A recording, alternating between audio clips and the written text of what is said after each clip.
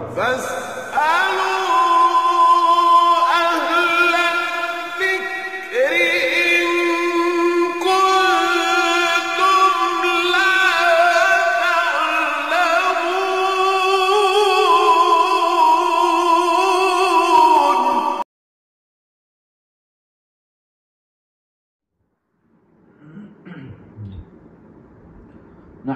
ونصلي على رسوله الكريم اما بعد. محترم ناظرین کرام، السلام علیکم ورحمۃ اللہ وبرکاتہ. آپ دیکھ رہے ہیں تفہیم دین پروگرام اور میں آپ کی خدمت میں محمد فصیح اللہ خان. ہم مسلمانوں کا قرآن مجید کے سلسلے میں عقیدہ ہے کہ قرآن مجید اس کائنات کے خالق و مالک اور رب کائنات کا کلام ہے.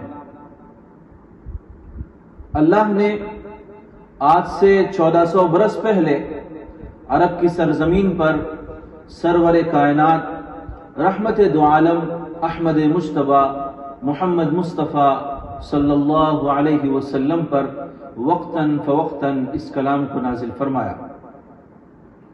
رسول اللہ صلی اللہ علیہ وسلم نے اس کلام کو جب لوگوں کے سامنے پیش کیا تو مخالفین نے اور معاندین نے اس کو جھٹلایا اور یہ اعتراض کیا کہ یہ کلام اللہ کا کلام نہیں ہو سکتا، بلکہ یہ کلام محمد صلی اللہ علیہ وسلم کا گھڑا ہوا کلام ہے، ان کا اپنا بنایا ہوا کلام ہے. کفار عرب نے یہاں تک کہا کہ یہ نبی کریم صلی اللہ علیہ وسلم جادوگر ہیں اور یہ کلام بھی اسی جادو کا نتیجہ ہے.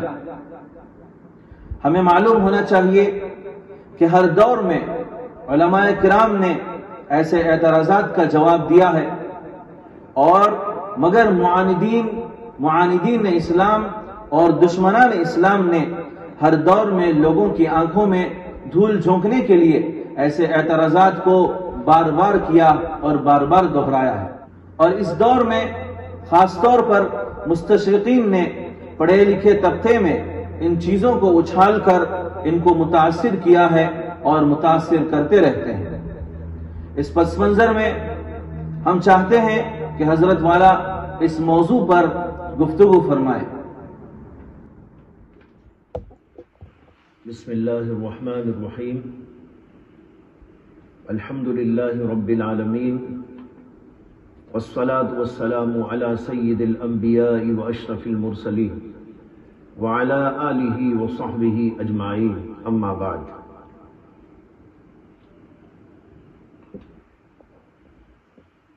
اس وقت جو موضوع سامنے لایا گیا ہے یہ انتہائی اہم اور نازک ترین موضوع ہے، اور جیسے کہ سوال میں بات آئی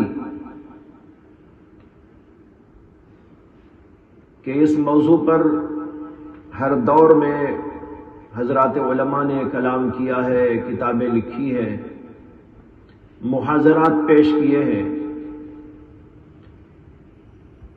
لیکن مخالفین کا، دشمنوں کا، متعصبین کا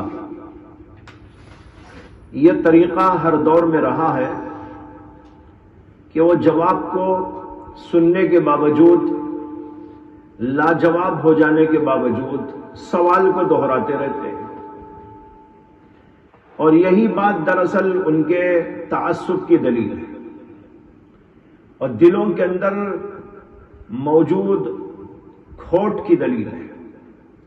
اگر ایک آدمی کسی غلط فہمی کی وجہ سے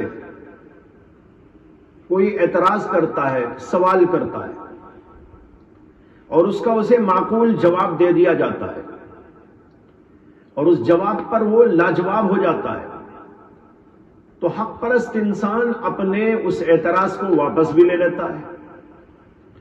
لیکن جو مخالف ہوتا ہے، معاند ہوتا ہے، دشمن ہوتا ہے، وہ سمجھ جانے کے باوجود، لاجواب ہو جانے کے باوجود اپنے اس اعتراض کو برابر دہراتا رہتا ہے تاکہ نئے نئے سننے والے لوگ اس کی بات سے متاثر ہوتے رہیں اور اس کی دشمنی اور اس کی عداوت نکالنے کا اس کو برابر موقع ملتا رہے۔ یہی حال ان دشمنان اسلام کا ہے کہ اسلام کی سچائیوں پر، صداقتوں پر، اس کی تعلیمات کی حقانیتوں پر، قرآن کریم کی صداقت پر، اس کے اللہ کے کلام ہونے پر ایسے جوابات آج تک دے دیے گئے، بلکہ خود قرآن نے دے دیا، اللہ کے نبی نے دے دیا، بعد کے دور میں ہر دور میں علماء نے دے دیا، لیکن مخالفین برابر اعتراض پر اعتراض دہراتے چلے جاتے ہیں۔ ان کو سننا مقصود نہیں ہوتا بلکہ اپنا اعتراض لوگوں کے سامنے لاتے رہنا ان کا مقصد ہوتا ہے۔ اس لیے کہ اگر وہ مان لے تو پھر ان کو دشمنی نکالنے اور تعصب برتنے کا موقع کہاں ملے گا۔ اس لیے میں اسکولوں میں پڑھنے والے، کالجوں میں پڑھنے والے، یونیورسٹیوں کے طالب علموں اور اس فضا میں پلنے والوں اور اس فضا سے متاثر ہونے والے دانشوروں، ان سب حضرات کو سب سے پہلے اس بات کی دعوت دیتا ہوں کہ وہ حق اور حقانیت کو قبول کرنے کا سب سے پہلے اپنے مادہ پیدا کریں۔ اور اہم بات، اس موضوع پر گفتگو کرنے سے پہلے یہ بھی عرض کرنا چاہتا ہوں کہ مسئلہ ہے ایمان کا، بہت ہی نازک ترین، اور ایمان پر ہماری نجات کا مدار ہے۔ اس لیے اس سلسلے میں انسان کو بہت ہی زیادہ باشعور ہونا چاہیے اور بہت زیادہ بیدار مغزی سے کام لینا چاہیے اور اپنے ایمانوں کی حفاظت کا سامان پیدا کرتے رہنا چاہیے۔ بہرحال آتے ہیں اس سوال کے جواب کی طرف کہ قرآن کریم اللہ کا عظیم الشان وہ کلام ہے جو اللہ نے محمد الرسول اللہ صلی اللہ علیہ وسلم پر نازل کیا۔ یہاں پر ایک بات مزید ذہن میں رکھتے چلے کہ صرف محمد صلی اللہ علیہ وسلم پر اور قرآن کریم پر دشمنوں نے اعتراض نہیں کیا ہے، بلکہ آپ سے پہلے بھی جتنے پیغمبر آئے اور اللہ کی جو کتابیں آئیں تو مخالفین نے، متعصبین نے، دشمنوں نے اس کے بارے میں بھی یہی کہا کہ یہ نبی اللہ کا نبی نہیں ہے اور یہ کتاب اللہ کی کتاب نہیں ہے۔ اس لیے کہ اگر وہ اللہ کے نبی کو اللہ کا نبی مان لیتے ہیں تو پھر اللہ کی کتاب کو اللہ کی کتاب ماننا تو خود ہی لازم آ جاتا ہے۔ جو نبی کو نبی مان لے گا تو جو پیش کرے گا اسے بھی مانے گا۔ تو یہاں بنیادی بات یہ ہے کہ ہر دور میں پیغمبروں کے ساتھ یہی سلوک ہوا ہے۔ قرآن میں اس کا ذکر موجود ہے کہ متعدد پیغمبروں کا تذکرہ کرتے ہوئے اللہ نے بتایا ہے کہ اس زمانے کے مخالفین نے، معاندین نے، نہ ماننے والوں نے، انکار کرنے والوں نے پیغمبروں سے کہا کہ انہوں نے خود گھڑ لیا ہے، یہ باتیں وہ خود ہی گھڑ لیتے ہیں۔ نوح علیہ السلام کے بارے میں بھی ہے قرآن میں کہ ان کے لوگوں نے بھی کہا کہ یہ لوگ، یہ پیغمبر خود ہی گھڑ رہے ہیں۔ تو اس طریقے پر یہ اللہ کے نبی علیہ السلام کے ساتھ خاص نہیں ہے، بلکہ ہر پیغمبر کی تکذیب کرنے والے لوگوں نے پیغمبروں کی تکذیب کی ہے، ان کی باتوں کی تکذیب کی ہے، ان کے دین کا انکار کیا ہے اور ان کے اوپر نازل ہونے والی اللہ کی کتابوں کا انکار کیا ہے۔ لہذا یہ مستشرقین آج کل جو اللہ کے نبی علیہ السلام کی شخصیت کو مجروح کرنے کے لیے اور قرآن کریم سے لوگوں کو دور کرنے کے لیے اپنے محاضرات میں اور اپنی کتابوں میں اور اپنے رسائل میں، اپنے جرائد میں جو کچھ اس طرح کی باتیں پیش کرتے رہتے ہیں، اور ہمارا جدید تعلیم یافتہ طبقہ ان سے بڑا متاثر ہو جاتا ہے اور سمجھتا ہے کہ یہ لوگ بڑے محقق لوگ ہیں، حالانکہ محقق نہیں، یہ تو متعصب لوگ ہیں، اور ان سے متاثر ہو جاتا ہے۔ تو اگر اس طرح کی بات سے متاثر ہو جانا ہے تو پھر عیسیٰ علیہ السلام ان کے بارے میں بھی یہی ہے کہ یہودی ان کو اللہ کا پیغمبر نہیں مانتے، اور ان کے بارے میں ایسی ایسی باتیں کہتے ہیں جس کو کوئی سن بھی نہیں سکتا مسلمان، جیسے عیسائی ان کو نہیں سن سکتا، کوئی مسلمان بھی اس کو برداشت نہیں کر سکتا۔ تو اس لیے سب سے پہلے دل کو کھول کر، دماغ کو کھول کر، حق کو قبول کرنے کے جذبے کے ساتھ، اور پھر متعصب نگاہوں سے، متعصب کانوں سے نہیں بلکہ حق پسندی اور حق شیاری کی نگاہوں سے اور کانوں سے سننے اور سمجھنے کی کوشش کرنا چاہیے۔ قرآن کریم جب نازل ہوا تو بعض لوگوں نے یہ بات کہی، مکے والوں نے کہا، اور پھر اس کے بعد یہود نے، اور پھر اس کے بعد نصارہ نے بھی کہا، لیکن سب سے پہلے مکے والوں نے کہا یہ جادو ہے، کسی نے کہا یہ شاعری ہے، اور اللہ نے اسی زمانے میں ان کا جواب دے دیا۔ اسی یہاں پر چند پوائنٹس ہیں جس کو سمجھنے سے یہ بات اچھی طرح سمجھ میں آ جائے گی کہ یہ اللہ کا کلام واقعتاً اللہ کا کلام ہے، کسی بندے کا بنایا ہوا کلام ہرگز نہیں ہے۔ سب سے پہلی بات، سب سے پہلا پوائنٹ وہ یہ ہے کہ ہم اور آپ سب جانتے ہیں، اور ساری دنیا جانتی ہے، یہودی بھی جانتے ہیں، عیسائی بھی جانتے ہیں، اور دیگر لوگ بھی جانتے ہیں کہ محمد عربی صلی اللہ علیہ وسلم پڑھے لکھے نہیں تھے۔ آپ نے کسی مدرسے میں، کسی کالج میں، کسی یونیورسٹی میں یا کسی ویسے ہی استاذ کے پاس کچھ تعلیم حاصل کی ہو، ایسا کوئی ریکارڈ موجود نہیں۔ اسی لیے قرآن کریم نے آپ کو امی کے لقب سے یاد کیا ہے، النبی الامی۔ امی کے معنی ہے ان پڑھ، یعنی وہ شخص جس نے کسی سے پڑھنا لکھنا نہ سیکھا ہو۔ اللہ کے نبی محمد عربی صلی اللہ علیہ وسلم نے کسی کو استاد نہیں بنایا، کسی کے سامنے زانوِ تلمس طے نہیں۔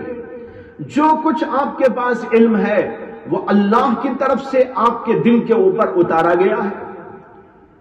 دوسرے ان پڑھوں میں اور آپ کے اندر فرق یہ ہے کہ دنیا کے ان پڑھ تو ان پڑھ ہی رہتے ہیں کسی سے نہ پڑھ کر، لیکن اللہ کے نبی محمد عربی صلی اللہ علیہ وسلم نے کسی سے تو نہ پڑھا، لیکن اللہ نے آپ کو پڑھایا اور علوم آپ کے قلب اطہر پر نازل فرمائے گئے، اور یہ کلام بھی آپ کے اوپر نازل کیا گیا۔ تو آپ کو ایسا کیوں رکھا گیا، امی کیوں رکھا گیا، کسی سے پڑھنے اور لکھنے کی طرف آپ کو کیوں توجہ نہیں دلائی گئی؟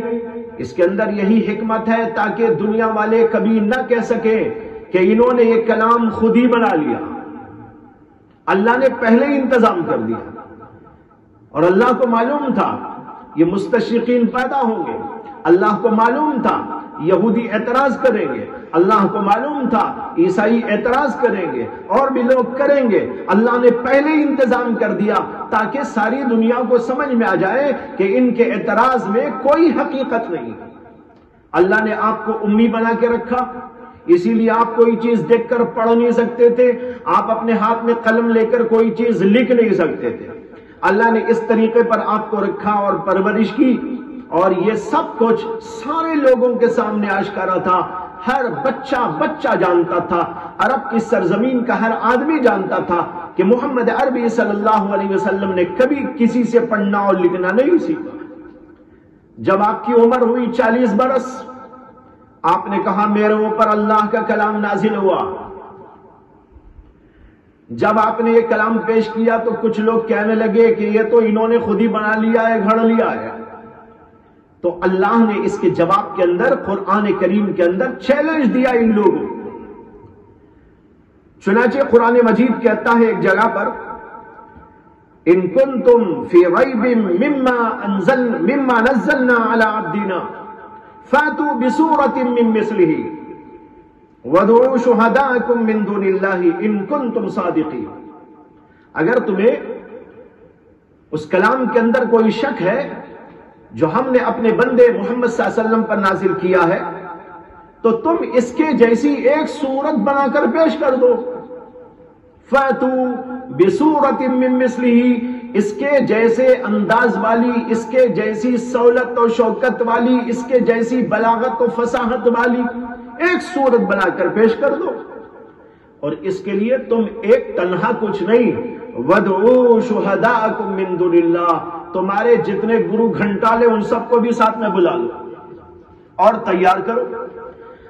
یہ کہہ کر اللہ نے چیلنج دیا ان کو اور کہا فَإِن لَّمْ تَفْعَلُوا وَلَن تَفْعَلُوا، اگر تم ایسا نہ کر سکو، اور اللہ کہتے ہیں کہ تم کر بھی نہیں سکتے، وَلَن تَفْعَلُوا، قیامت تک تم ایسا نہیں کر سکتے، تو اگر کر نہیں سکتے فَاتَّقُوا النَّارَ، تو دوزخ سے ڈرتے رہو، جھوٹ نہ بولو، خامخواہ کا اعتراض نہ کرو، لوگوں کو غلط فہمی میں مبتلا نہ کرو، اپنے تعصب کو اور اپنی دشمنی کو لوگوں کے سامنے ظاہر کرتے ہوئے اس طرح نہ کرو کہ لوگ نبی علیہ السلام کے بارے میں شک میں مبتلا ہوں اور آپ کے لائے ہوئے دین کے بارے میں شک کے اندر مبتلا ہوں۔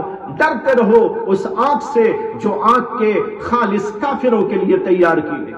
دیکھو کتنا بڑا چیلنج ہے اس کے اندر، اور اللہ نے کہا وَلَن تَفْعَلُوا، عربی زبان میں لن کے معنی ہوتے ہیں ہرگز نہیں اور کبھی نہیں، لن تفعلوا، ہرگز نہیں کر سکتے اور کبھی نہیں کر سکتے آئندہ۔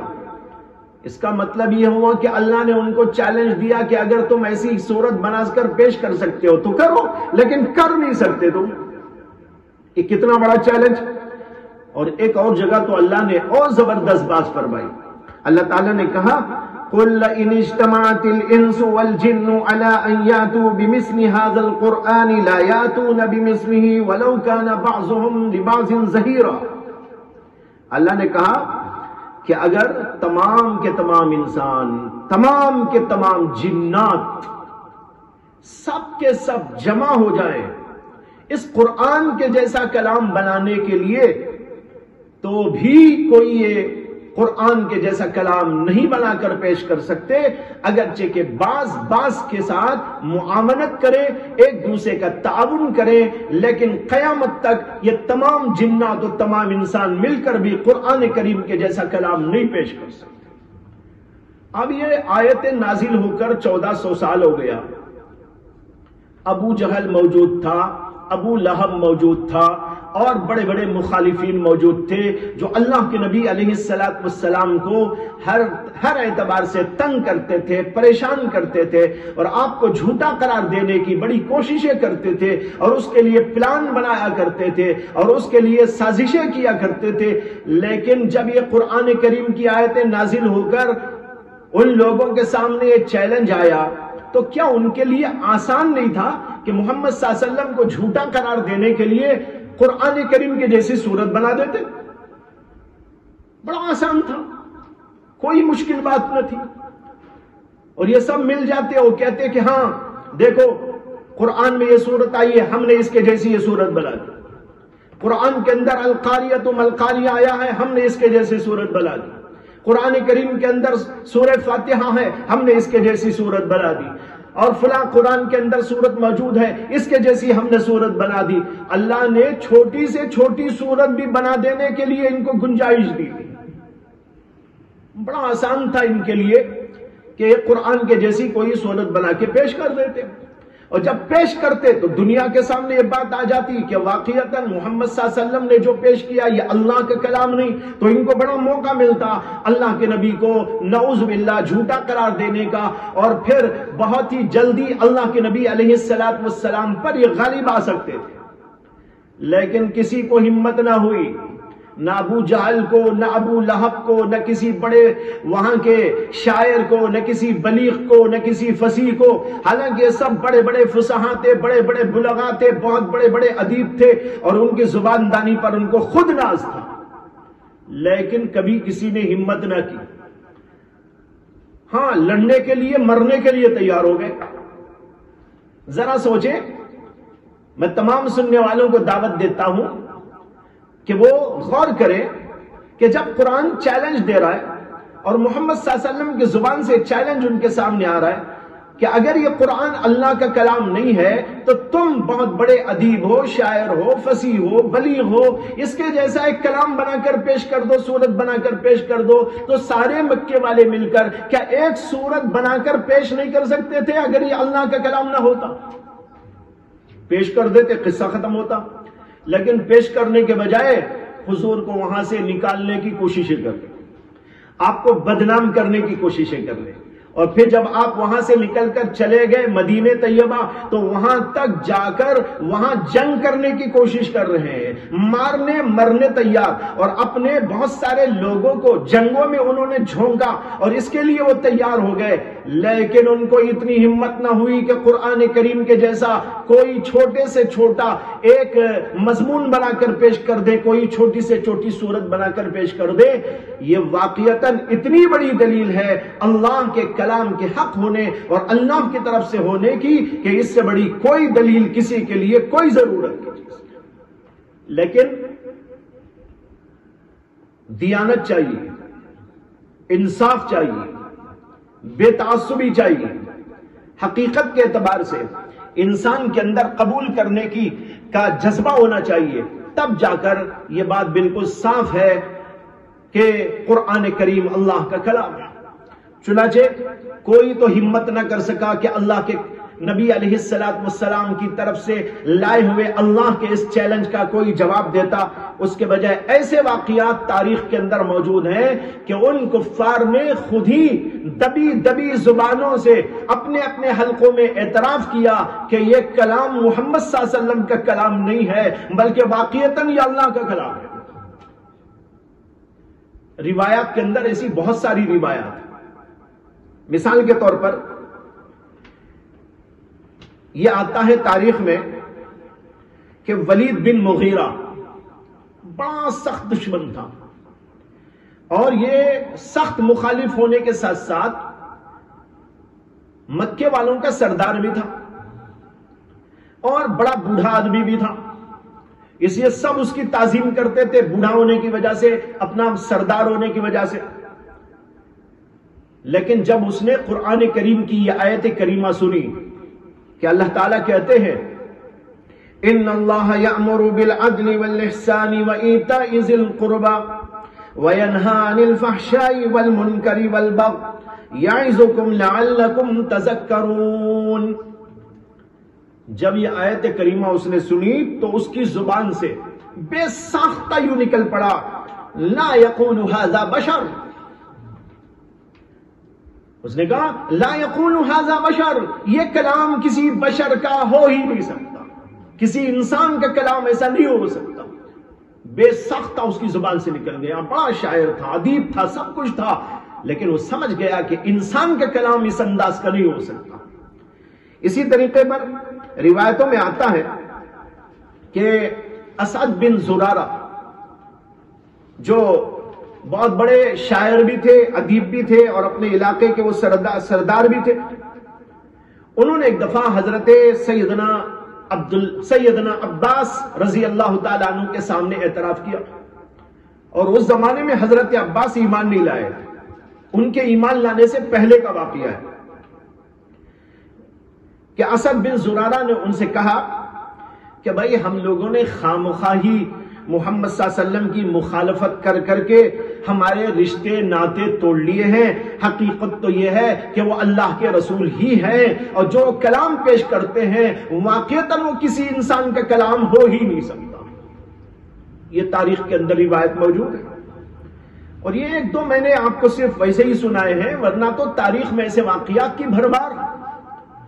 یہ بھی آتا ہے تاریخ کے اندر حیرت انگیز واقعہ کہ اخنس بن شریق، ابو سفیان اور ابو جہل اپنے ان ساری مکاریوں، ساری عیاریوں، ساری بدماشیوں اور مخالفتوں کے باوجود جب اللہ کے نبی علیہ الصلوۃ والسلام رات میں اٹھ کر قرآن کریم کی تلاوت کرتے تھے، نماز کے اندر پڑھا کرتے تھے اپنے گھر کے اندر، تو یہ لوگ اللہ کے نبی کے گھر کے آس پاس میں پھر پھر کر اس کلام کو سنتے اور اس کی لذت لیتے تھے۔ یہ بھی تاریخ کے اندر موجود ہے۔ حضرت انس بن مالک رضی اللہ، حضرت ابو ذر غفاری رضی اللہ تعالیٰ عنہ جب ایمان لانا چاہ رہے تھے، اس لیے کہ وہ دوسرے علاقے میں رہتے تھے، تو انہوں نے مکے میں اپنے بھائی کو بھیجا کہ تم جاؤ اور جا کر معلومات کر کے آؤ کہ محمد صلی اللہ علیہ وسلم کے بارے میں وہاں لوگ کیا کہتے ہیں اور وہ خود کیا کہتے ہیں، ذرا تفصیلات اور تحقیقات کر کے آؤ۔ تو ان کے بھائی آئے اور انہوں نے لوگوں سے پوچھ پاچھ کی، تو لوگ کہنے لگے ارے ان کے قریب نہ جانا، وہ بڑے جادوگر ہیں، اور جب تم ان کے قریب جاؤ گے تو تم بھی ان کے جیسی باتیں کرنے لگو گے۔ انہوں نے کہا میں بے عقل تو نہیں ہوں، جاؤں گا بات کروں گا، وہ کیا بول رہے سمجھوں گا سنوں گا، میں پاگل تھوڑا ہی ہوں۔ چنانچہ وہ اللہ کے نبی صلی اللہ علیہ وسلم سے ملنے گئے اور آپ سے گفتگو کی اور پوچھا کہ آپ کون ہیں، کیا آپ کا دعویٰ ہے، کیا بولنا چاہتے ہیں۔ اللہ کے نبی علیہ السلام نے بتایا اور اس کے بعد اللہ کا کلام پیش کیا۔ وہ اتنے متاثر ہوئے کہ انہوں نے کہا یہ سارے یہاں کے جھوٹے ہیں، یہ سچے ہیں۔ اور پھر جا کر حضرت ابو ذر غفاری کو اپنے بھائی کو بتایا، تو حضرت ابو ذر غفاری پھر آئے رسول اللہ صلی اللہ علیہ وسلم سے ملنے کے لیے مکہ، اور پھر آپ سے ملنے کے بعد انہوں نے ایمان اور اسلام قبول کیا۔ یہ سب واقعات ہیں۔ اس سے صاف ظاہر ہے کہ قرآن کریم نے جو چیلنج دیا تھا، وہ چیلنج اپنی جگہ پر ایسا اٹل اور آج تک موجود کہ اس کا کوئی شخص جواب نہیں دے سکا۔ یہ ایک ایسی حقیقت ہے کہ اس کو دنیا کی کوئی طاقت جھٹلا نہیں سکتی۔ ایک عجیب واقعہ آپ کو سنا دوں اس موقع پر۔ ابھی قریب زمانے میں مصر کے اندر علامہ طنطاوی ایک بڑے عالم گزرے ہیں، علوم شرعیہ کے ماہر ہونے کے ساتھ ساتھ دنیاوی علوم پر بھی ان کی اچھی خاصی نگاہ تھی، اور ان کے مستشرقین سے بڑے تعلقات تھے، دوستیاں تھی، علمی دوستی۔ ایک دفعہ وہ فرانس تشریف لے گئے۔ فرانس میں انہی مستشرقین سے گفتگو کا ایک موقع تھا، پارٹی دی گئی تھی، پارٹی میں یہ بھی تشریف لے گئے، انہی کے اعزاز میں وہ پارٹی تھی۔ اس پارٹی میں جب بیٹھ کر گفتگو کر رہے تھے مختلف ٹاپکس پر، مختلف موضوعات پر، تو ان لوگوں نے ایک موضوع یہ بھی چھیڑ دیا کہ مسلمان یہ کہتے ہیں کہ قرآن اللہ کا کلام ہے اور اس کا کوئی جواب نہیں ہو سکتا، کوئی اس کا مقابلہ نہیں کر سکتا۔ یہ قرآن تو 1400 سال پہلے کا ہے، ہر زبان کو ترقیاں ہو رہی ہیں، تو عربی زبان کو بھی کافی ترقی ہو گئی، تو اب اتنے پرانے کلام کا جواب آج کے دور میں کیوں نہیں دے سکتے؟ علامہ طنطاوی نے کہا کہ بھائی یہ اللہ کا کلام ہے، انسان کا کلام ہوتا تو اس کا جواب دیا جا سکتا تھا، لیکن ان کو اطمینان نہیں ہوا۔ انہوں نے کہا ہم تو ایسا نہیں سمجھتے کہ اس کا جواب کوئی نہیں دے سکتا۔ علامہ طنطاوی نے کہا کہ اگر آپ ایسا سمجھتے ہیں تو ایسا کرو کہ آپ بھی تو بڑے بڑے پروفیسرز ہیں، لیکچررز ہیں، مصنفین ہیں، اور آپ نے عربی کے اندر بڑی مہارت پیدا کی ہے، اور عربی کے اندر آپ لوگ لکھتے ہیں، پڑھتے ہیں، اور اب کی نئی زبان کے اندر آپ لوگ گفتگو کرتے ہیں، تو میں آپ کو ایک جملہ دیتا ہوں، اس جملے کی آپ عربی بنا دیجئے، اور پھر یہ دیکھتے ہیں کہ قرآن نے اس مضمون کو کس طرح ادا کیا ہے، تو پھر آپ کو خود ہی سمجھ میں آ جائے گا کہ قرآن کا جواب دیا جا سکتا ہے یا نہیں دیا جا سکتا۔ وہ راضی ہو گئے، انہوں نے کہا ہاں ہم اس کے لیے تیار ہیں، آپ جملہ دیجئے، ہم عربی بنائیں گے اور بہترین بنا کر قرآن کا جواب دے دیں۔ علامہ طنطاوی نے ان کو ایک بہت ہی مختصر سا جملہ دیا، بہت ہی مختصر جملہ۔ وہ جملہ تھا جہنم بڑی ہے، اس کی عربی بناؤ۔ اور سب جانتے ہیں کہ یہ چھوٹا سا جملہ ایسا ہے کہ نحمیر پڑھنے والا بچہ بھی اگر اس سے کہا جائے تو اس جملے کی جو ہے عربی کر دیتا ہے۔ اب وہ تو بڑے بڑے لیکچررز تھے، پروفیسرز تھے، مصنفین تھے، محققین تھے، عربی کے ماہرین تھے، ان کے لیے کیا مشکل تھی؟ سب نے اپنے اپنے قلم ہاتھ میں پکڑے اور کاپیاں اٹھائی اور لکھنا شروع کر دیا اور 2-4 جملے بنا کر پیش کر دیے اور کہنے لگے کہ یہ دیکھیے ہم نے جملہ بنا دیا ہے۔ اب علامہ طنطاوی نے ہو سکتا ہے کہ ان کو فرانسیسی زبان میں کہا ہو، یا وہ عربی جانتے ہیں تو عربی میں انہوں نے کہا ہوگا، تو انہوں نے کہا یہ بناؤ جملہ جہنم بڑی ہے۔ انہوں نے جملے بنا دیے۔ ایک نے جملہ بنایا جہنم وسیع، ایک نے جملہ بنایا جہنم فسیحہ سین کے ساتھ، کسی نے بنایا النار وسیع، کسی نے بنایا النار فسیع، 4-5 جملے اس طرح کے بنا دیے۔ علامہ طنطاوی نے کہا کہ واقعتاً یہ جملے بہت اعلیٰ درجے کے ہیں اور عربی زبان کے قواعد کی روح سے فصاحت اور بلاغت کے اعتبار سے اس میں کوئی اعتراض کی بات نہیں ہے، بہت اچھے بہترین جملے ہیں، اور دنیا میں جو بھی بنائے گا وہ اسی طرح کا جملہ بنائے گا، میں بھی بناؤں گا تو ایسے ہی بناؤں گا۔ لیکن یہ سوچ لینا، دیکھ لینا کہ آپ قرآن کے مقابلے میں بنا رہے ہیں۔ قرآن نے بھی اس بات کو بیان کیا ہے کہ جہنم بڑی ہے، لیکن اس کا انداز دوسرا ہے۔ اس لیے ذرا سوچ لینا کہ قرآن کے جواب میں آپ بنا رہے ہیں تو کہیں بعد میں نہ کہنا کہ ہم کو موقع ملتا تو ہم بھی بنا لیتے۔ اسی آپ چاہے تو وقت لے لو، 1 سال کا، 2 سال کا، 4-5 سال کا۔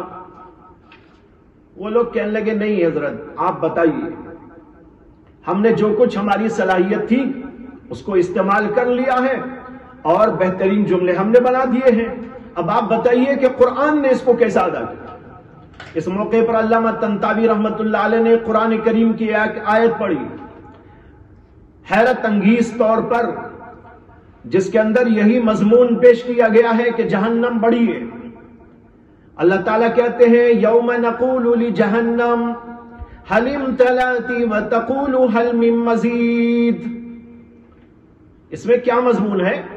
جہنم بڑی ہے، لیکن آپ ایک طرف وہ جملہ رکھیے النار وسیع، النار فسیحہ، جہنم وسیع، جہنم فسیحہ، اور ایک طرف قرآن کی ایک آیت کو رکھیے یوم نقول لجہنم هل امتلأت وتقول هل من مزید۔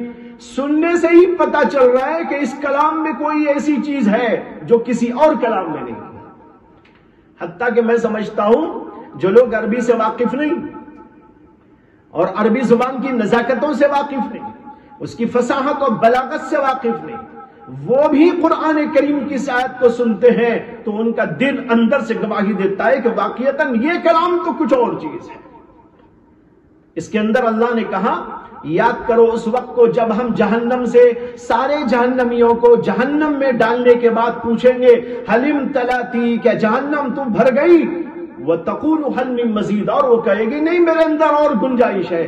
کیا بتانا ہے؟ جہنم کو ہم نے بہت بڑا بنایا ہے، جہنم بہت بڑی ہے، سارے دنیا کے جہنمیوں کو جہنم میں ڈالنے کے باوجود بھی اس کے اندر مزید گنجائش رہے گی۔ یہی مضمون ہے، لیکن دیکھو ایک مضمون قرآن کریم کا انداز، یہ مضمون قرآن کریم کے انداز میں ہے، اس کی فصاحت، اس کی بلاغت، اس کی چاشنی یہ کچھ اور ہے۔ تو بھائیو قرآن کریم کے جیسا کوئی بنا نہیں سکتا، یہ ہر دور کے اندر مسلمات میں سے رہا اور آج تک بھی یہ اپنی جگہ پر بات ٹھہری ہوئی ہے، کھڑی ہوئی ہے، ایک چیلنج موجود ہے اور آج تک کسی نے اس کا جواب نہیں دیا اور نہ کوئی دے سکے۔ ایک بات تو یہ تھی۔ دوسری بات یہ ہے جس کو سمجھنا ہے کہ قرآن کریم میں ایسے علوم ہیں، ایسے حقائق ہیں کہ دنیا اس پر حیرت زدہ ہے۔ سارے سائنسدان، سارے علوم و فنون کے ماہرین سب کے سب حیران کہ یہ ایسی عجیب و غریب کتاب ہے کہ اس کے اندر مختلف قسم کے علوم کو، فنون کو اللہ نے اس طرح جمع کر دیا ہے جس نے ساری دنیا کو حیرت زدہ کر کے رکھ دیا۔ میں نے ابھی بتایا تھا کہ محمد صلی اللہ علیہ وسلم نے تو کسی سے پڑھا نہیں تھا، کسی سے لکھا نہیں تھا، وہ کوئی سائنس کا زمانہ نہیں تھا، ٹیکنالوجی کا زمانہ نہیں تھا، لیکن اس کے باوجود قرآن کے اندر وہ علوم، وہ حقائق، وہ معارف، وہ سائنسی تحقیقات موجود ہیں اور ایسے ایسے عجیب و غریب انکشافات موجود ہیں کہ اس کو دیکھنے کے بعد یہی سمجھ میں آتا ہے یہ کلام اگر ہو سکتا ہے تو اللہ ہی کا کلام ہو سکتا ہے۔ بھلا محمد صلی اللہ علیہ وسلم جنہوں نے نہ سائنس پڑھی، نہ ٹیکنالوجی پڑھی، نہ اس زمانے میں یہ علوم موجود تھے، نہ یہ انکشافات، نہ حقائق موجود تھے، اللہ کے نبی علیہ السلام مکے کی سرزمین پر، مکے کی اس وادی میں جو بے آب و گیاہ وادی تھی، وہاں پر بیٹھ کر کیسے یہ علوم و حقائق پیش کر سکتے ہیں؟ اگر آپ نے پیش کیے ہیں تو بے شک یہ اللہ ہی کی طرف سے ہیں، یہ آپ کے من گھڑت نہیں ہو سکتے۔ مجھے بات یاد آ رہی ہے کہ قرآن کریم کے اندر ایک آیت ہے، اللہ تعالیٰ کہتے ہیں وَلَقَدْ خَلَقْنَا الْإِنسَانَ مِنْ سُلَالَةٍ مِّن طِينٍ ثُمَّ جَعَلْنَاهُ نُطْفَةً فِي قَرَارٍ مَّكِينٍ ثم خلقنا النطفة علقة فخلقنا العلقة مضغة فخلقنا المضغة عظاما فكسونا العظام لحما ثم أنشأناه خلقا آخر فتبارك الله أحسن الخالقين۔ اللہ تعالیٰ نے اس کے اندر انسان کی پیدائش کا ذکر کیا اور پیدائش کا جو نظام اللہ نے دنیا کے اندر قائم کیا ہے اس کو بتایا ہے، اور اس میں کہا ہے کہ انسان کا نطفہ ہوتا ہے اور نطفہ رحم مادر کے اندر رکھا جاتا ہے، اور اللہ کہتے ہیں ثم خلقنا النطفة علقة، پھر اس نطفے کو ہم جمع ہوا خون بنا دیتے، فخلقنا العلقة مضغة، اور پھر ہم اس جو ہے خون کی پھٹکی کو ایک گوشت کا لوتھڑا بنا دیتے ہیں، فخلقنا المضغة عظاما، اور پھر اسی گوشت کے لوتھڑے کو ہم ہڈی بنا دیتے ہیں، فکسونا العظام لحما، اور پھر اس کے اوپر گوشت کا لباس چڑھاتے ہیں۔ کیا عجیب تعبیر ہے، فکسونا العظام لحما، اس کے اوپر گوشت کا لباس۔ دیکھیے ہڈیاں اندر ہوتی ہیں، گوشت اوپر ہوتا ہے، جیسے ایک آدمی اوپر سے لباس پہنتا ہے نا، اندر وہ ہوتا ہے، اوپر سے لباس ہوتا ہے، اسی طریقے پر ہر انسان کو آپ دیکھیں، ہر جانور کو آپ دیکھیں، ہڈیاں اندر ہوتی ہیں، اوپر اللہ گوشت چڑھا کر گویا کہ اسے لباس پہنا دیا۔ اس کو اللہ نے کہا فَكَسَوْنَا الْعِظَامَ لَحْمًا ثُمَّ أَنشَأْنَاهُ خَلْقًا آخَرَ، پھر تو وہ کچھ اور ہی انداز سے پیدا ہو جاتا ہے۔ کہاں تھا وہ نطفہ، کہاں یہ کہ ایک انسان اچھا خاصا جیتا جاگتا، آنکھوں والا، کان والا، زبان والا، دل والا پیدا ہو جاتا ہے۔ اللہ کہتے ہیں فتبارک اللہ احسن الخالقین۔ یہاں جو اللہ نے یہ بتایا ہے کہ کس طریقے پر رحم مادر کے اندر پہلے ایک نطفہ خون کی پھٹکی بنتا ہے اور پھر کس طرح وہ ایک گوشت کا لوتھڑا بن جاتا ہے، اور پھر وہ گوشت کا لوتھڑا کس طریقے پر ہڈی میں تبدیل ہو جاتا ہے، اور پھر ہڈیوں کے اوپر کس طرح گوشت چڑھا دیا جاتا ہے، جو اس کے اندر بیان کیا گیا آج کی جدید سائنس نے بالکل اسی کے مطابق تحقیق کر کے بتایا کہ ماں کے رحم کے اندر اسی طرح ہوتا ہے۔ یہ آیت نازل ہوئی آج سے 1400 سال پہلے۔ نہ سائنس نہ ٹیکنالوجی دنیا ہی میں نہیں، تو پھر عرب کی اس سرزمین پر جہاں لکھنے والے نہیں، پڑھنے والے نہیں، کوئی مدرسہ نہیں، کوئی کالج نہیں، کوئی یونیورسٹی نہیں، پڑھنے لکھنے کا کوئی رواج نہیں، ایسی جگہ پر بیٹھ کر محمد صلی اللہ علیہ وسلم ماں کے پیٹ کے اندر کے مراحل کیسے بیان کر سکتے ہیں؟ آج جو سائنس نے کہا بالکل اسی طرح کی بات اللہ کے نبی علیہ السلام نے اس زمانے میں قرآن کے ذریعے ہم کو بتائی۔ معلوم ہوا یہ آپ کا کلام نہیں ہے، یہ اس اللہ کا کلام ہے جو رحم مادر کے اندر یہ سب کچھ کرتا ہے اور ان چیزوں کو پیدا کرتا ہے۔ آپ نے نام سنا ہوگا فرانس کے ایک مشہور سائنٹسٹ کا، موریس بوکائل، اس نے کتاب لکھی ہے، اس کا نام ہے قرآن، سائنس اور بائبل۔ قرآن، سائنس اور بائبل، بائبل، قرآن اور سائنس، یہ اس کا نام ہے۔ یہ کتاب فرانسیسی میں لکھی گئی، پھر انگریزی میں ترجمہ ہوئی، اس کا عربی میں ترجمہ موجود ہے، اردو میں بھی ترجمہ موجود ہے، بلکہ بیشتر دنیا کی کتابوں میں اس کا ترجمہ ہو سکتا ہے۔ بڑی عجیب و غریب، حیرت انگیز کتاب ہے، جس میں اس مصنف نے قرآن کو بھی اور انجیل کو بھی رکھا، اور اس کے ساتھ سائنس کو بھی رکھا، اور یہ بتایا ہے کہ انجیل میں تو سائنسی اعتبار سے جگہ جگہ جگہ جگہ غلطیاں موجود ہیں، لیکن قرآن کے اندر سائنس کے اعتبار سے کوئی غلطی موجود نہیں۔ اس کی ایک عبارت ہے میرے سامنے، اس کو میں پڑھ دیتا ہوں تاکہ لوگوں کے لیے عبرت ہو۔ وہ اپنی اسی کتاب کے اندر کہتے ہیں کہ جو بات اس نوعیت کے متن میں یعنی قرآن میں پہلے پہل سامنے آتی ہے اور قاری کو چونکا دیتی ہے، وہ ان موضوعات کی کثرت ہے، وہ ان موضوعات کی کثرت ہے۔ یہ موضوعات یہ ہیں، یعنی قرآن جن موضوعات سے بحث کرتا ہے وہ کہتا ہے یہ موضوعات تخلیق کائنات، فلکیات، زمین سے متعلق بعض مادوں کی تشریح، عالم حیوانات، عالم نباتات، عالم انسان کی تخلیق، یہ سب کہتے ہوئے آگے کہتے ہیں قرآن میں مجھے ایک بھی غلطی اس سلسلے میں نظر نہیں آئی۔ میں نے اس موقع پر سوچا، دیکھو اس کی عبارت، میں نے اس موقع پر سوچا، یعنی اس نے سائنس کو کھنگالا، پھر قرآن کو دیکھا، قرآن میں جو کچھ آیا ہے سائنسی موضوعات پر اس کی تحقیق کی، اس میں کوئی غلطی سائنس کے اعتبار سے نظر نہیں آئی۔ تو کہتے ہیں کہ میں نے اس موقع پر سوچا اگر کوئی انسان قرآن کا مصنف ہوتا تو وہ 7ویں صدی عیسوی میں ایسے حقائق کیسے بیان کر سکتا جو آج سائنسی معلومات سے پوری طرح مطابقت رکھتے ہیں۔ تو معلوم ہوا کہ کوئی انسان اس کا مصنف نہیں، نہ محمد صلی اللہ علیہ وسلم اس کے مصنف ہیں، اس کے مصنف، اس کی یہ کتاب دراصل اللہ کا کلام ہے، اللہ کی طرف سے نازل کی گئی۔ یہ بھی اس بات کی دلیل ہے کہ قرآن اللہ کا کلام ہے۔ اور تیسری ایک اہم بات جس کو سننے کے بعد ہر انسان سمجھ سکتا ہے کہ کلام واقعتاً اللہ ہی کا کلام ہے، وہ یہ ہے کہ قرآن کریم کے اندر بہت سے آئندہ ہونے والے واقعات کا تذکرہ موجود ہے، اور اللہ نے جیسے کہا دنیا میں ویسے ہی ظاہر ہو گیا۔ مثال کے طور پر ایسا ہوا کہ روم اور فارس کے درمیان میں جنگ چلی،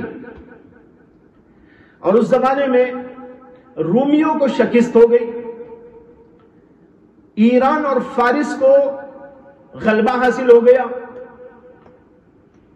جب یہ ہوا تو قرآن نے اسی زمانے کے اندر ایک آیت کریمہ نازل فرمائی۔ روم کے جو لوگ تھے وہ عیسائی تھے، فارس اور ایران کے جو لوگ تھے وہ شرک کرتے تھے، تو طبعی طور پر محمد صلی اللہ علیہ وسلم اور مسلمانوں کا رجحان عیسائیوں کی طرف تھا، اس لیے کہ وہ بہرحال توحید میں غلطیاں تو کرتے ہیں لیکن توحید کے ماننے کا اقرار تو کرتے ہیں، دعویٰ تو کرتے ہیں، اور پیغمبروں کے ماننے کا دعویٰ کرتے ہیں۔ تو قریب ہونے کی وجہ سے اللہ کے نبی علیہ السلام اور مسلمانوں کا رجحان رومیوں کی طرف تھا، لیکن جو مکے کے مشرکین تھے وہ چونکہ پوجا کرتے تھے بتوں کی، درختوں کی اور اس کی اور اس کی، اور ایران والے بھی غیر اس طرح کی چیزوں کی پرستش کرتے تھے، تو دونوں کا مسلک ایک ہونے کی وجہ سے ان لوگوں کا رجحان ایرانیوں کی طرف تھا۔ جب ایران کو فتح ہوئی، ملک روم کو شکست ہو گئی، تو طبعاً محمد صلی اللہ علیہ وسلم کو بھی رنج ہوا، افسوس ہوا، مسلمانوں کو بھی ہوا، اور دوسری طرف وہ لوگ بڑی خوشیاں منانے لگے، کافر لوگ، کہ دیکھو تمہارے جیسے لوگ تو ہار گئے، ہمارے جیسے لوگ غالب آ گئے۔ تو اسی زمانے میں لوگوں کے اندر مبصرین کا یہ خیال تھا کہ روم اس قدر سخت طور پر شکست کھایا ہے کہ اس کو اپنے پیروں کے بل کھڑے ہونے کے لیے کم سے کم 100 سال چاہیے۔ 100 سال سے پہلے اب یہ ملک دوبارہ کھڑا نہیں ہو سکتا۔ لیکن عین ایسے ہی زمانے میں قرآن کریم کے اندر عجیب و غریب حیرت انگیز طور پر ایک پیش گوئی آتی ہے۔ اللہ تعالیٰ نے کہا الف لام میم غلبت الروم فی ادنى الارض وهم من بعد غلبهم سيغلبون فی بضع سنین۔ اللہ نے کہا روم والے مغلوب ہو گئے، لیکن ابھی چند سالوں میں وہ غالب آ جائیں گے. کتنے سالوں میں؟ اللہ نے کہا فی بضع سنین. عربی میں بضع کے معنی آتے ہیں 3 سے لے کر 9 تک. کیا مطلب ہوا؟ 3 سال کم سے کم، زیادہ سے زیادہ 9 سال، اس کے اندر روم پھر غالب آ جائے گا. جب یہ آیت کریمہ نازل ہوئی، دنیا کے لوگ جو دنیا کی سیاست پر نظر رکھنے والے تھے، انہوں نے کہا ایسا ہو ہی نہیں سکتا. کیسا ہو سکتا ہے؟ اتنا زیادہ تباہ ہو چکا ہے یہ روم کہ دوبارہ کھڑے ہونے کم سے کم 100 سال چاہیے. 5-6 سال میں، 9 سال میں اس کا دوبارہ کھڑا ہو جانا ناممکنات میں سے. لیکن قرآن میں آیت نازل ہوئی، ابو جہل کی ملاقات ابو بکر سے ہو گئی، تو ابو جہل کہنے لگا ایسا ہو ہی نہیں سکتا جیسا قرآن کہہ رہا ہے، شرط لگا لو. ابو بکر نے بھی کہا اچھا چلو ہم شرط لگاتے ہیں. دونوں میں شرطا شرطی ہو گئی. اس نے کہا کہ اگر قرآن کی بات ثابت ہو جائے اور یہ لوگ اس طرح غالب آ جائیں تو میں 100 اونٹ تم کو دوں گا. ابو بکر نے کہا کہ اچھا تمہاری بات صحیح ہو جائے تو میں تم کو 100 اونٹ دوں گا. شرطا شرطی ہو گئی. اللہ کے نبی علیہ السلام کو آ کر انہوں نے بتایا. اللہ کے نبی نے کہا ہاں ہاں شرط مانو، انشاءاللہ ایسے ہی ہوگا جیسے اللہ نے کہا ہے. اب یہاں اگر یہ محمد صلی اللہ علیہ وسلم کا گھڑا ہوا کلام ہوتا تو کیا آپ اس قدر جو ہے پوری وثوق کے ساتھ اور پورے اطمینان کے ساتھ یہ کہہ سکتے تھے؟ نہیں، اللہ کا کلام تھا جو آپ پر نازل ہوا. چنانچہ بالکل اسی طرح ہوا جیسے اللہ نے کہا. 9 ہی سال کے اندر اندر وہ روم اور فارس دونوں پھر ان کی جنگ ہوتی ہے، اور اس جنگ کے اندر روم کو اللہ غلبہ دیتے ہیں اور اس فارس کو اور ایران ملک کو اس طرح تباہ کر دیا جاتا ہے کہ وہ اس کے سامنے بالکل ہار کے بیٹھ جاتا ہے. یہ قرآن کریم کی پیشگوئی. اسی طریقے پر اللہ نے جنگ بدر کے بارے میں پہلے ہی کہہ دیا تھا. جنگ بدر میں کیا ہوگا؟ اللہ نے کہا ام یقولون نحن جمیع منتصر سیہزم الجمع ویولون الدبر. اتنا بلیغ کلام ہے، چھوٹے چھوٹے جملے ہیں، اس کے اندر اتنا بڑا بڑا بیان ہے، اس کی تشریح کے لیے تو گھنٹے چاہیے. خلاصہ اس کا یہ ہے کہ مکے کے لوگ کہا کرتے تھے کہ ہم تو ایک جتھا ہیں، مجتمع ہیں، اور ایک دوسرے کی مدد کر کے مسلمانوں کو ختم کر دیں. اللہ نے کہا یقولون نحن جمیع منتصر، کیا یہ لوگ یہ کہتے ہیں کہ ہم ایک جماعت ہیں، ایک دوسرے کی مدد کریں گے اور مسلمانوں کو ختم کریں گے. سیہزم الجمع ویولون الدبر، ان قریب یہ خود اپنی منہ کی کھائیں گے اور منہ پھیر کے بھاگیں گے. چنانچہ اسی طرح جنگ بدر کے اندر واقعہ پیش آیا اور 313 افراد نے ہزاروں افراد پر غلبہ پا لیا. 79 افراد نے ہتھیار سے لیس لوگوں کے اوپر غلبہ پا لیا. جو قرآن نے کہا بالکل عین اسی طرح بات پیش آ گئی. آخری ایک مثال دیتا ہوں اس سلسلے میں، اور وہ مثال آج کے دور میں سمجھنا بہت ضروری ہے. اللہ تعالیٰ قرآن میں ایک جگہ پر کہتے ہیں ضربت علیہم الذلۃ اینما ثقفوا الا بحبل من اللہ وحبل من الناس وباءوا بغضب من اللہ وضربت علیہم المسکنہ ذلك بأنهم كانوا يكفرون بآيات الله ويقتلون الأنبياء بغير حق ذلك بما عصوا وكانوا يعتدون. اللہ تعالیٰ نے یہودیوں کے بارے میں یہ بات نازل فرمائی ہے کہ یہودیوں پر ذلت اور مسکنت کا ٹھپا لگا دیا گیا ہے، ان کو ذلیل کر دیا گیا ہے. اب ان کی ذلت اور رسوائی سے یہ بچنا چاہیں تو 2 ہی راستے ہیں، یا تو اللہ کی طرف آ جائیں یا نہیں تو انسانوں میں سے کسی کی پشت پناہی لے کے رہیں، ورنہ تو انتہائی ذلت اور خاری کے ساتھ میں رہیں گے. دیکھو اس آیت کے نازل ہوئے 1400 سال ہوئے. آپ دیکھ رہے ہیں ساری دنیا جانتی ہے کہ یہودیوں پر ذلت و مسکنت کا ٹھپا ایسا لگا ہوا ہے کہ آج تک دنیا کے اندر ان کا کوئی ملک نہیں ہے. دنیا میں کہیں ان کی کوئی بستی نہیں. عیسائیوں کے ملک ہیں، بڑے بڑے ملک ہیں، مسلمانوں کے ملک ہیں اور 60 کے قریب ملک ہیں، لیکن اس کے باوجود یہودیوں کا کوئی ملک نہیں۔ یہاں پر بعض لوگ یہ سوال کرتے ہیں، نہیں اسرائیل تو ہے نا، اسرائیل تو عیسائیوں کا ملک ہے نا، یہ بعض لوگ کہتے ہیں۔ اور جب یہ اسرائیل بنا 1948 میں اس کا قیام ہوا، اور ایک سازش کے تحت میں ہوا تھا۔ برطانیہ، جرمن اور فرانس، ان تینوں کی سازش کے نتیجے میں مسلمانوں کے ملک کے اندر ان کو لا کے ظلم سے، زبردستی سے مسلمانوں کے خلاف وہاں پر کارروائیاں کرتے ہوئے ان کو بسایا گیا تھا۔ یہ جب بسے اور وہاں ان کا ملک بنا تو بعض لوگوں کو شبہ ہوا، اور آج بھی بعض لوگ اس طرح کی شبہ کی بات کرتے ہیں کہ قرآن میں تو آیا ہے کہ ذلت اور مسکنت کا ٹھپا ان کے اوپر لگا دیا گیا، لیکن ان کا تو ملک بن گیا۔ پہلی بات تو یہ ہے کہ اتنی بڑی کائنات میں ایک چھوٹا سا حصہ ان کو مل گیا، تو کیا ان کی ذلت و مسکنت ختم ہو گئی؟ پہلے تو یہ سوچیے، دنیا میں عیسائیوں کے ملک ہیں، ہندوؤں کے ملک ہیں، مسلمانوں کے ملک ہیں، بہت بڑے بڑے ملک ہیں، لیکن عیسائیوں کا یہ یہودیوں کا اتنا چھوٹا سا ملک۔ ایک تو یہ بات۔ دوسری اہم بات جو میں عرض کر رہا ہوں اور سوچنے کی اس پر دعوت دیتا ہوں، علماء کو بھی دعوت دیتا ہوں، ہر سننے والے کو دعوت دیتا ہوں، وہ یہ ہے کہ اسرائیل جو اپنا ملک وہاں بسایا ہے، یہ تو دوسروں کے ملک پر قبضہ کر کے بسایا ہے، یہ ساری دنیا جانتی ہے۔ یہ فلسطین والوں کا ملک تھا، مسلمانوں کا ملک تھا، مسلمان اس کے اوپر برسا برس سے بستے چلے آ رہے تھے، لیکن ان کو سازش کے طور پر لا کر وہاں پر مسلمانوں کو نکال کر بسایا گیا۔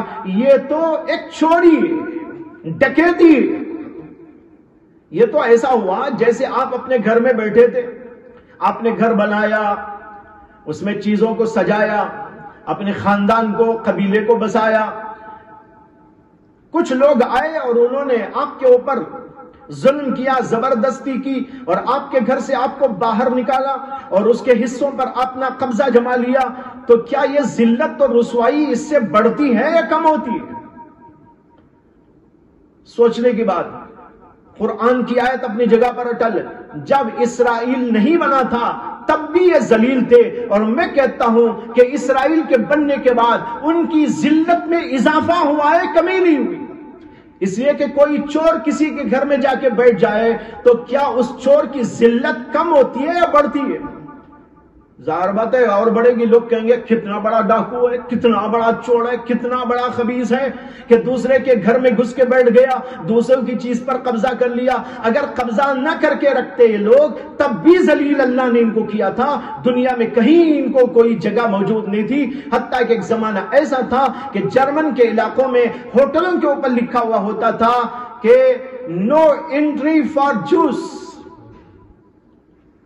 یعنی یہودیوں کو ہوٹلوں میں داخلے کی اجازت نہیں، جگہ جگہ لکھا ہوا ہوتا تھا، اتنے ظلم تھے۔ تو وہ ذلت پہلے بھی تھی اور ملک بن جانے کے بعد آج بھی ذلت ہے، اس لیے کہ چوری کے مال کو لے کر کوئی چور اگر کہنے لگے میں اتنا بڑا مالدار ہوں، میں اتنا بڑا مالدار ہوں، تو کیا کوئی دنیا کا آدمی اس کی اس مالداری کو قبول کرے گا اور اس کے بارے میں کہے گا کہ ہاں بہت اچھا آدمی ہے؟ تو یہ بات سمجھنے کی ہے۔ اور تیسری بات اس سلسلے میں سمجھنا ہے کہ اللہ نے کہا تھا الا بحبل من اللہ وحبل من الناس، یا تو یہ اللہ کی طرف آ جائے تب بچیں گے ذلت سے، اور دوسری یہ ہے کسی کی پشت پناہی میں رہ کر اپنی ذلت کو بچا لے تو یہ الگ بات ہے۔ آج یہ لوگ امریکہ کی پشت پناہی پر، برطانیہ کی پشت پناہی پر، جرمن کی پشت پناہی پر بیٹھے ہوئے ہیں، اگر یہ لوگ اپنا ہاتھ اٹھا لیں تو پھر ان کے پاس کوئی ایسی چیز نہیں ہے کہ وہاں بیٹھ سکے۔ تو یہ اصل میں امریکہ کی کالونی ہے، ان کو لا کر بسا کر وہ اپنے مفادات وہاں حاصل کرنا چاہتا ہے، مسلمانوں کے خلاف کارروائیاں کرنے کے لیے ان کو لا کر وہاں بٹھایا گیا ہے، اس لیے وہاں پر ان کا قیام یہ دراصل ان کی ذلت اور رسوائی سے ان کو بچا نہیں سکتا۔ بہرحال قرآن کریم نے جو کہا وہ بات اپنی جگہ پر اٹل ہے اور بالکل صاف۔ اس سے بات بالکل واضح طور پر سامنے آ گئی. ایک اور مثال ذہن میں آ گئی اسی سلسلے کی. اللہ تبارک و تعالیٰ نے یہودیوں ہی کے بارے میں کہا. یہودی کہا کرتے تھے کہ ہم اللہ کے منتخب بندے، جنت میں ہمارے سوا کوئی نہیں جائے گا، ہم جنت میں جائیں گے، اور ہم کچھ بھی کر لیں لیکن جنت ہمارے لیے یقین، اور اللہ ہمارا جو ہے دوست ہے، ہم اللہ کے رشتہ دار ہیں، یہ کہا کرتے تھے. اللہ نے اسی کے پس منظر میں ایک بات فرمائی.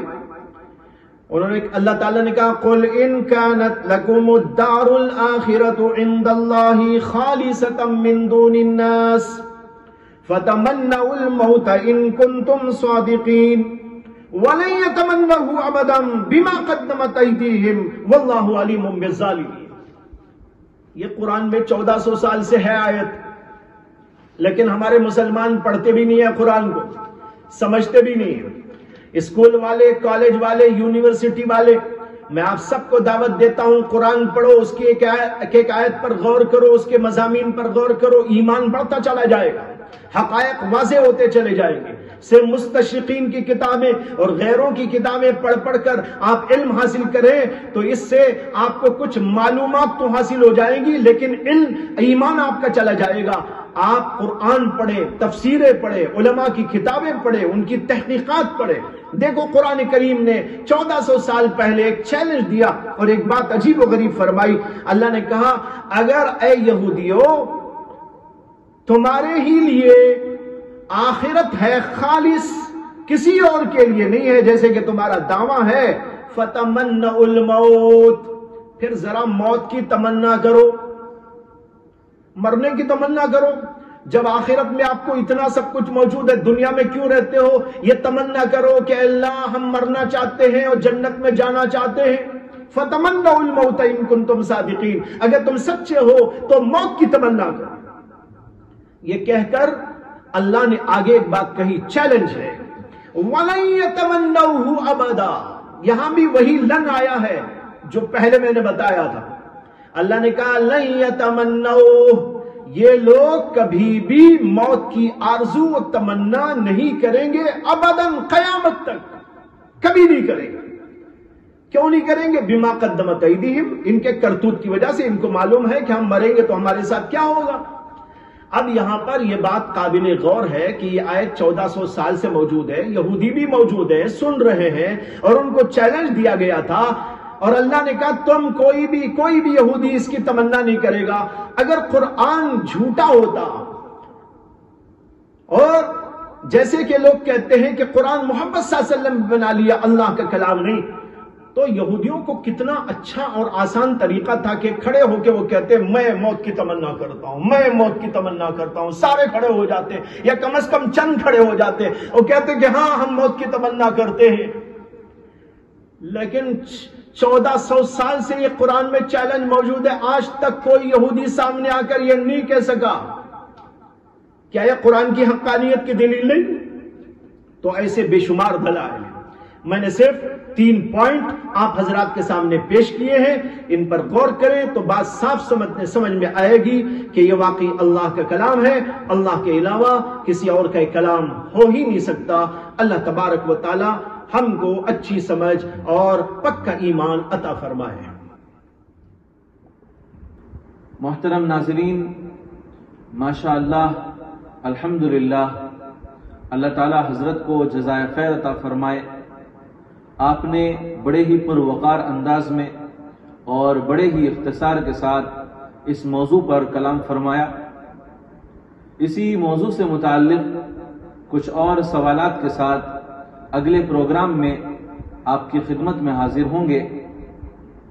اسی کے ساتھ میں اللہ سے دعا کرتا ہوں کہ اللہ تعالی حضرت کی تمام خدمات کو قبول فرمائے، اور میری آپ حضرات سے گزارش ہے کہ اس پروگرام کو جہاں تک آپ کی رسائی ہے وہاں تک پھیلانے کی کوشش فرمائیں تاکہ ہر آدمی اس سے مستفید ہو اور استفادہ کرے اور فائدہ اٹھائے. اللہ تعالی ہمیں سننے کے ساتھ ساتھ عمل کرنے کی توفیق عطا فرمائے. وآخر دعوانا ان الحمد للہ رب العالمین.